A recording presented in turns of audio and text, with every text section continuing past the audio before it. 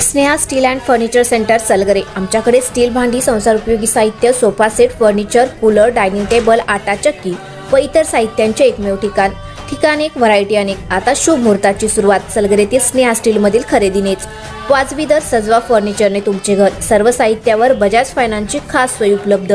Steel भांड्यांना 5 वर्षे guarantee, तर furniture साहित्यास किडवाळीपासून life time warranty.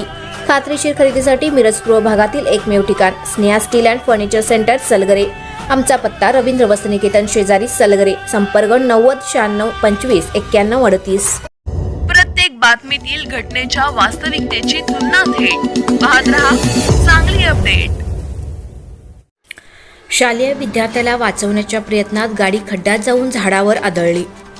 अपघातात पिंपळवाडी गावचे माजी सरपंच अनिल नरळे जखमी।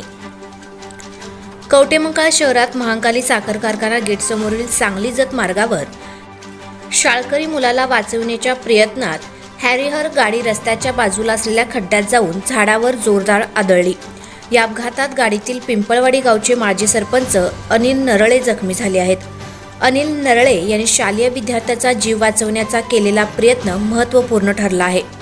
स्वतःचा कोणताही विचार न करता मुलाचे प्राण वाचले पाहिजेत या दृष्टीने केलेल्या प्रयत्नाने गाडी चालकाचे व मुलाचे देखील प्राण वाचले आहेत। सदरची अपघाताची घटना आज सकाळी 7:30 वाजण्याच्या सुमारास घडली आहे।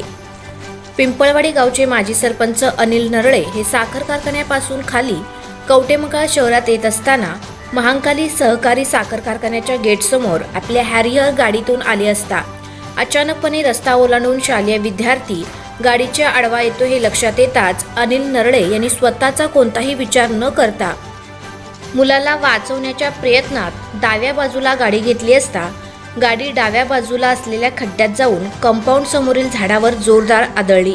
या अपघातात शालेय विद्यार्थ्याचे प्राण वाचले। या अपघातात गाडी चालक अनिल नरळे जखमी झाले असून गाडीचे मोठ्या प्रमाणावर नुकसान झाले आहे।